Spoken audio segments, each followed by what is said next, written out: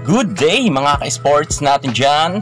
PVL All Filipinos Conference, handang-handa na ang lahat ng mga team kung saan nga mga ka-sports natin dyan ay magsisimula na nga sila ngayong paparating na October. Tinatantya nga mga ka-sports natin dyan na second week ng October ay magsisimula na nga ang PVL All Filipinos Conference kung saan ay meron na nga silang schedules at alamin nyo kung sino-sino ang mga makakaharap ng Choco Mucho sapagkat mga ka-sports sa unang pagpasok pa lang ng kanilang laban ay mahigpit na ang kanilang makakatunggali.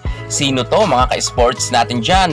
Well mga ka-sports, kung gusto nyong malaman kung sino nga ang magiging kalaban ng Choco Mucho, panoorin nyo ang ating vlog hanggang sa dulo para malaman nyo sapagkat isa sa pinakamahigpit na team ang makakaltapat nga ng ating Boss Dina Wong at ng kanyang kupunan. Narito na nga mga ka-sports, pero bago ang lahat, kung bago ka sa aking YouTube channel, huwag kalimutan mag-subscribe. I-click ang ating notification bell para lagi kang updated sa lahat ng issue pagdating sa volleyball. Susunod na. Drop it!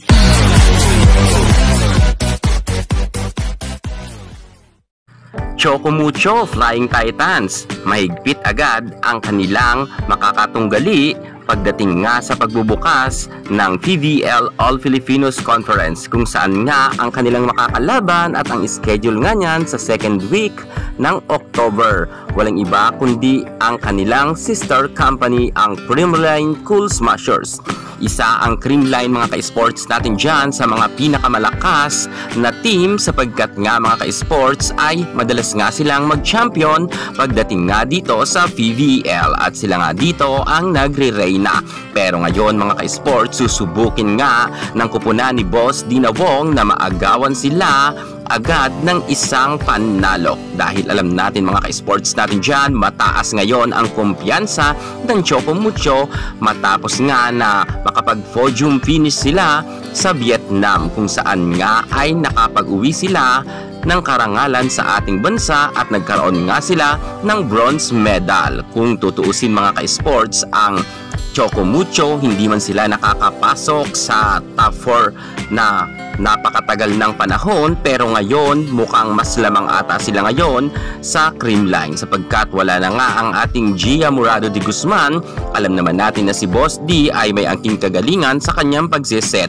At dahil nga wala ngayon sa Creamline itong si Gia Amazing, ano kayang mangyayari ngayon sa team ng Creamline Cool Smashers matapos nga na talagang mahigpit ngayon ang labanan pagdating dito sa PVL sapagkat ang lahat ng team ngayon ay naghahanda na sa kanilang laban. Lalo higit may schedule na nga mga ka-sports na ang dalawang unang magsasalpukan sa loob ng court ay ang Choco Mucho versus nga ang kanilang sister team na Creamline Cool Smashers. Sa tingin nyo mga ka-sports natin dyan, kayanin kaya ng kupunan ni Boss Dina Wong na mapataob nila ang kupunan ni Gemma Galanza at ng ating Phenom superstar Alyssa Valdez sapagkat nga mga ka-sports, kahit sabihin natin na nagre-reyna ang Creamline, mukhang mahihirapan sila ngayon sapagkat nga si Boss D ay talagang level up na ang angking kagalingan ngayon. Pero syempre hindi tayo pakakasiguro dyan na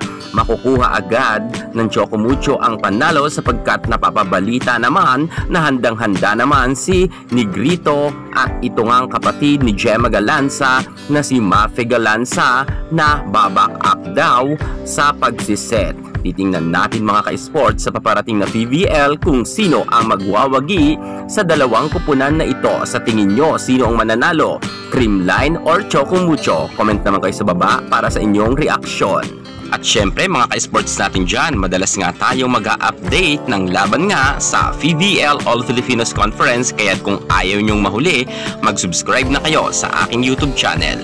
Yan muna ang pinaka-latest natin sa mundo ng volleyball. Thank you so much. God bless.